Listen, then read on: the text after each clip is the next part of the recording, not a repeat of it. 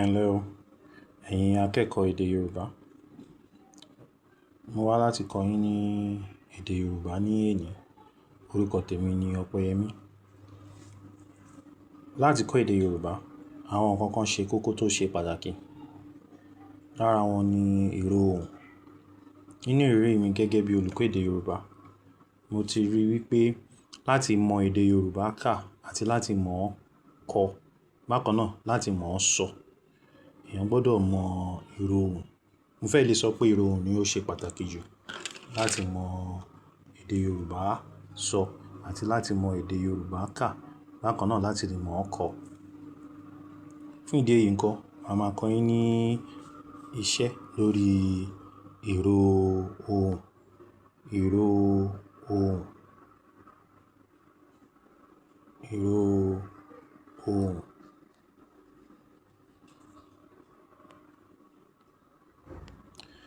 Ìró ohùn èdè Yorùbá jẹ́ oríṣi mẹ́ta. Ó jẹ́ oríṣi mẹ́ta. Àwọn Yorùbá ni ó gbà pé àti kọ́ èdè Yorùbá àti sọ èdè Yorùbá, ohun tí a bá fi pe ọ̀rọ̀ ni ó máa ń fún ní ìtumọ̀ tí yóò ní. Ọ̀rọ̀ mìíràn wà tó jẹ́ pé ọ̀rọ̀ kan péré tí a bá rí ní àpéjọpọ̀, ó lè jẹ́ ẹyọ kan tí a mọ̀ pé ókè o, bí wọ́n ṣe ń kọ́ ni.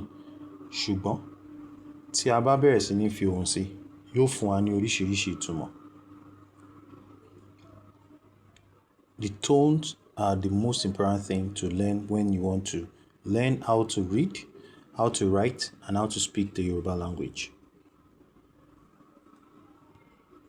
This is so because the tone will determine a lot of things in the Yoruba language. It determines how a word is pronounced, and it also determines how we know the meaning of a particular word. Sometimes a word can be written in a particular way, and it will mean several things by the time we start putting the tones. The tones are very, very important in the Yoruba language. We must always pay attention to these tones. I'll talk about these tones now. Ìró ohùn yìí jẹ́ mẹ́ta, mo lè sọ síwájú. Wọ́n jẹ́ mẹ́ta péré. Ìró ohùn àkọ́kọ́ ni ìró ohùn òkè. Ìró ohùn òkè tí a lè pè ní I or acute tone. I or acute tone. Ìró ohùn òkè. Eléyìí ni àkọ́kọ́ nínú àwọn ìró inú èdè Yorùbá. Òun ni àkọ́kọ́ nínú àwọn ìró inú èdè Yorùbá. Ìró ohùn òkè. Ìró ohùn òkè. I or acute tone. Ìró kejì ni ìró ohùn àárín. Ìró ohùn àárín. Ohùn àárín tí à ń pè ní middle or mid tone. Middle or mid tone. Middle or mid tone. Ìró ohùn àárín. Ìró ohùn àárín. Ẹ̀kẹta ni ìró ohùn ìsàlẹ̀. Ìró ohùn ìsàlẹ̀. Ìsàlẹ̀.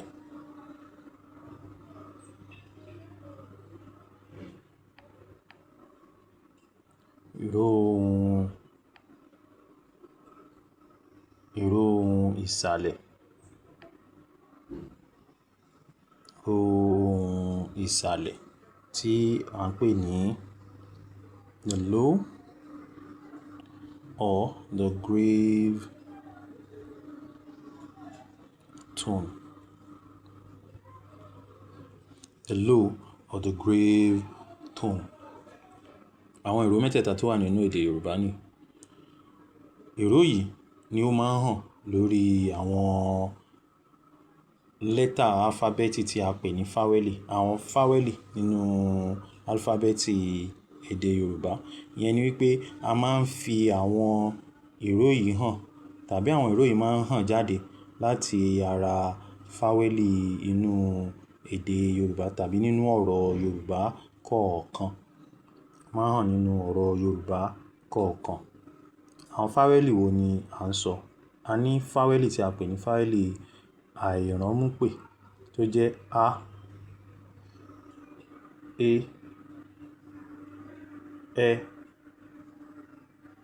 i,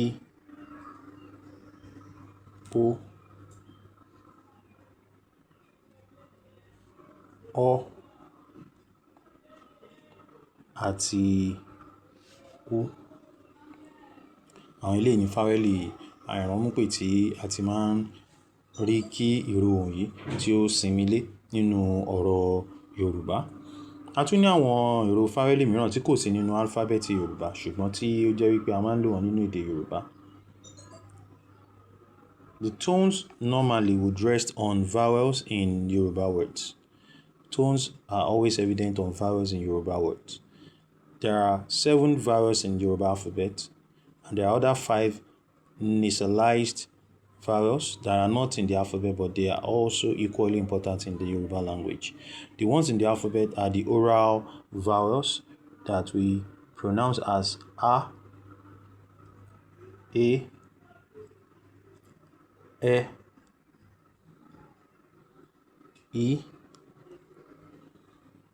o,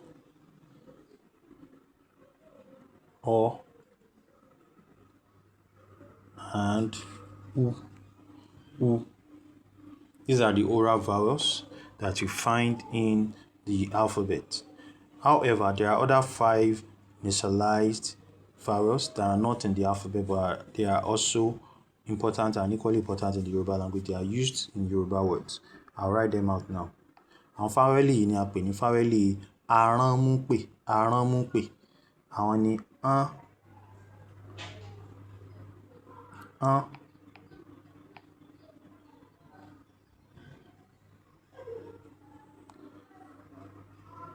ẹ,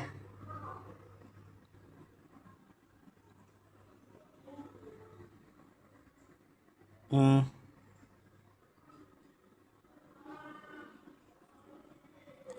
ọ, àti ń.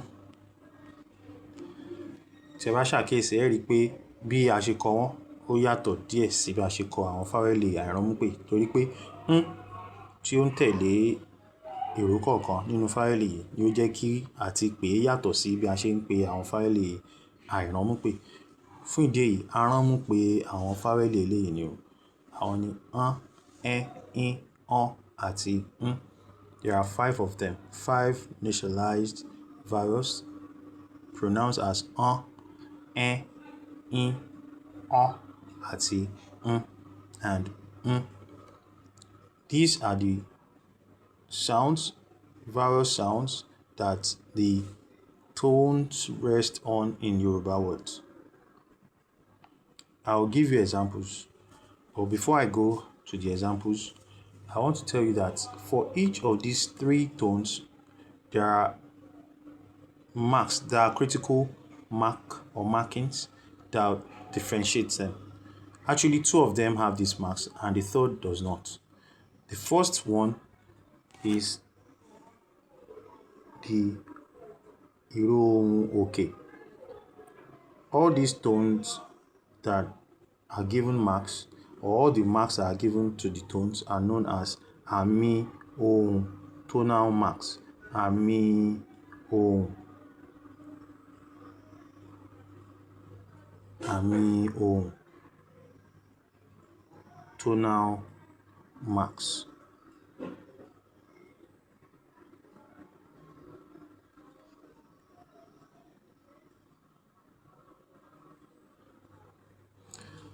Tonal marks.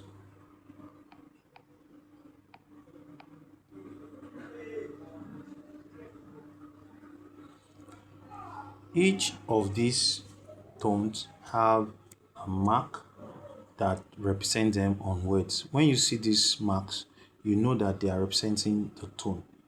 However, as I've said earlier, only two of them have these marks. The third does not. Ìyẹn ni pé ìró méjì ni ó ní àwọn àmì yìí nígbà tí ẹyọ kan nínú wọn kò ní àmì. Ẹ ká wo ìkọ̀ọ̀kan wọn bí mo ṣe sọ.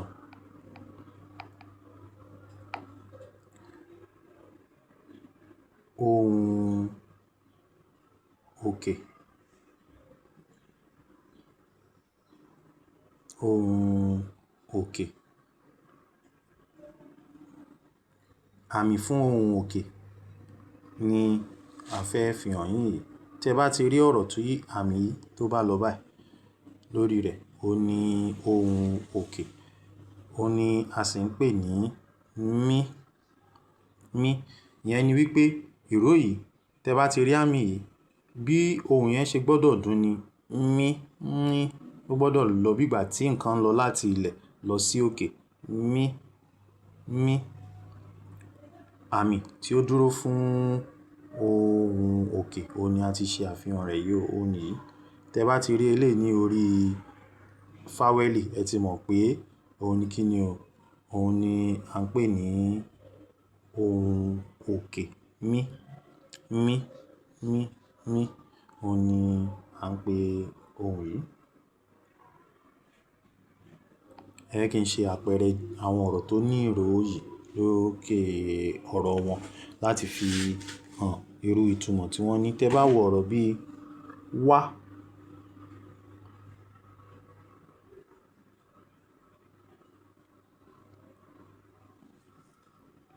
Wá.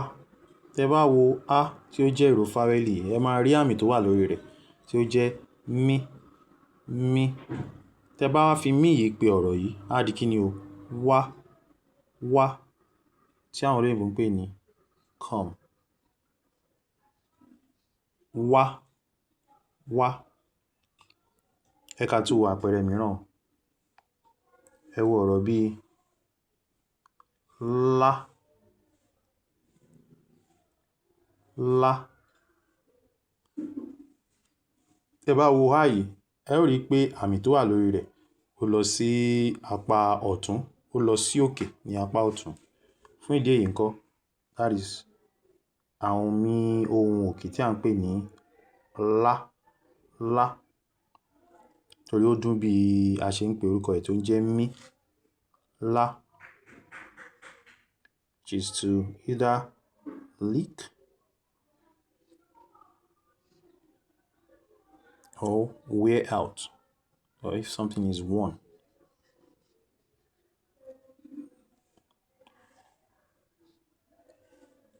Nǹkan tí lá túmọ̀ sí nìyẹn ní èdè Gẹ̀ẹ́sì. Lá.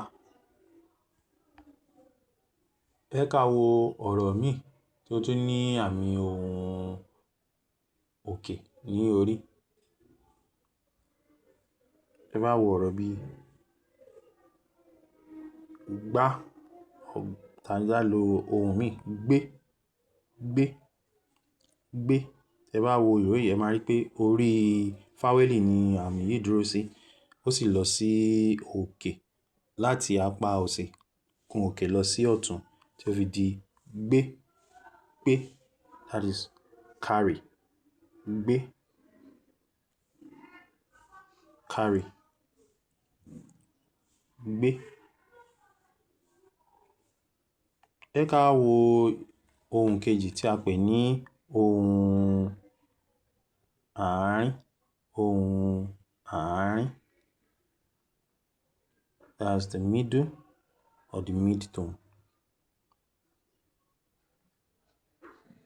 Middle or mid-tone.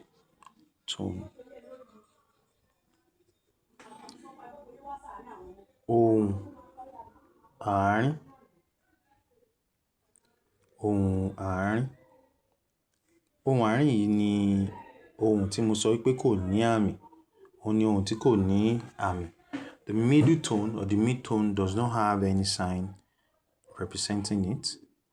For this reason, Any vowel sound in any writing or any literature in Yoruba words that does not have any sign on it would automatically mean that such a word is to be pronounced as the middle tone, just as the middle tone would sound. Ìyẹn ni pé bí ohùn àárín ṣe máa dún náà ni wípé ọ̀rọ̀ tí kò bá ti ní àmì kankan ní orí. Fún àpẹẹrẹ, tẹ bá rí ọ̀rọ̀ bí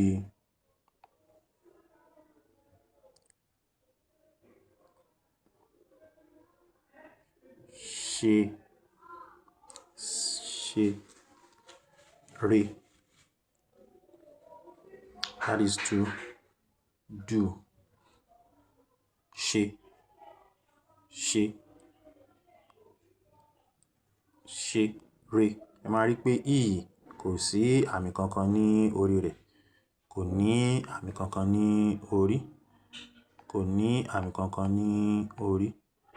Fún ìdí èyí ńkọ́ ni a ṣe sọ pé ó jẹ́ re, re, re. The sound is re, re.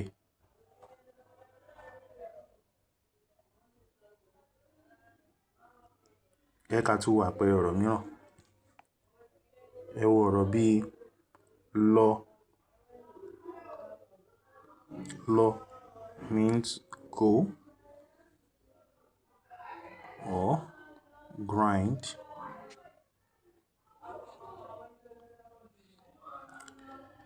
The sound has no sign. If you observe, no sign here.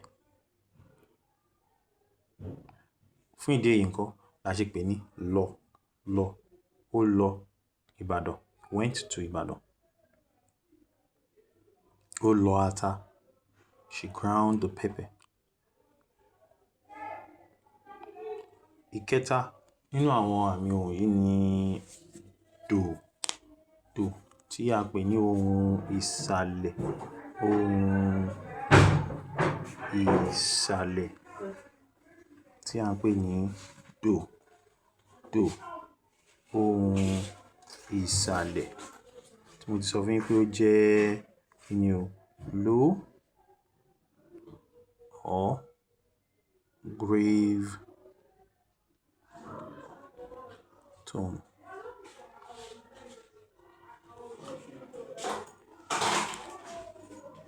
Àwọn èyí ni ìgbà tí ó wá dàbí pé ohùn wa ó ń sọ̀kalẹ̀ bọ̀ láti apá òsì sọ̀kalẹ̀ wá sí apá ọ̀tún nínú bí a ṣe pè ọ̀rọ̀ yìí. Ó ní orúkọ rẹ̀ ní Yorùbá là ń pè ní do, do. Màá fi àwọn àpẹẹrẹ ọ̀rọ̀ kan sí orí fọ́nrán láti fi hàn bí ìró yìí ṣe máa ń dún. I'll write some words to show how the low tone sounds when we find them in words and when we see the sign on any word in Yoruba literature. Ẹ wo ọ̀rọ̀ bí bọ̀, bọ̀. That is to either come or to cook.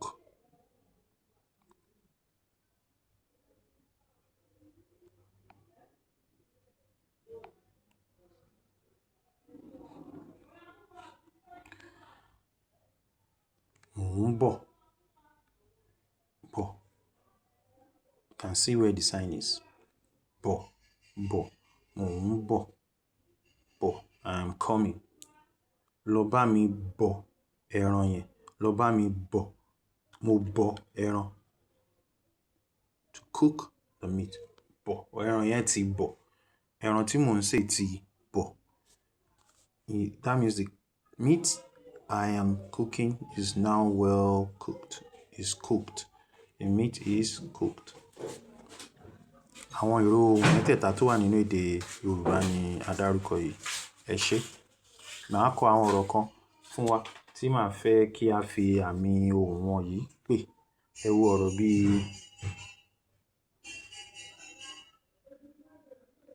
do, do, do, do.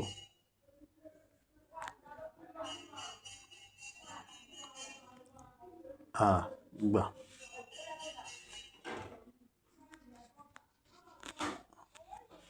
àbọ̀. Ẹ máa rí àwọn àmì tó wà lórí ìró fáwẹ́lì kọ̀ọ̀kan. Ẹ máa rí pé wọ́n wá sílẹ̀ ní láti apá òsì wá sí apá ọ̀tún. Dòdò, àgbà, àbọ̀, dòdò, àgbà, dòdò, àbọ̀, dòdò. Àbọ̀ is half, àgbà is elderly, dòdò is a fried plantain. Ẹ wo ọ̀rọ̀ fún àpẹẹrẹ àmì rere. Ẹ wo ọ̀rọ̀ bíi re. Ẹ wo ọ̀rọ̀ bíi ire. Ẹ wo ọ̀rọ̀ bíi ate. Ẹ wo ọ̀rọ̀ bíi igba. Máa rí pé rere ni àwọn ọ̀rọ̀ yìí, kò ní àmì kankan. Fún ìdí èyí bí a ṣe máa pè wọ́n yàtọ̀. Rere, ire, ate, igba. Ẹ ká wo àpẹẹrẹ ti ìró kẹta tó jẹ́ ìró ohùn òkè. Mí. Ẹ máa wo ọ̀rọ̀ bíi ṣí, bí, mí. Bí, sí, mí.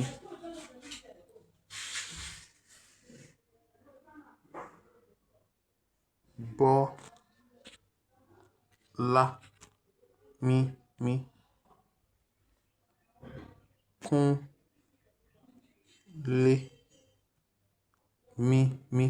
Ẹ máa rí àmì, ẹ máa rí bí ó ṣe lọ lórí àwọn ìró fáwẹ́lì yìí. Mí. Ìró fáwẹ́lì ni mo sọ fún yín pé a máa ń fi àmì ohùn sí lórí. Bákan náà, a lè rí àpapọ̀ àwọn ìró mẹ́tẹ̀ẹ̀ta yìí nínú ọ̀rọ̀ kan ṣoṣo. Kò ń ṣe dandan lá ni pé àmì kan náà ni ó gbọ́dọ̀ wà lórí àwọn ọ̀rọ̀ kan náà. Àmì mẹ́ta ó lè wáyé nínú ọ̀rọ̀ kan ṣoṣo. Àmì mẹ́ta lè wáyé nínú ọ̀rọ̀ kan ṣoṣo. Ẹ wá wo ọ̀rọ̀ bíi àgbálájọbí. Àgbálájọbí. Ẹ máa rí dò, mí, re, mí. Ẹ máa rí pé ohùn mẹ́tẹ̀ẹ̀ta ló pé nínú ọ̀rọ̀ yìí. Dò, mí, re, mí. Àgbálájọbí.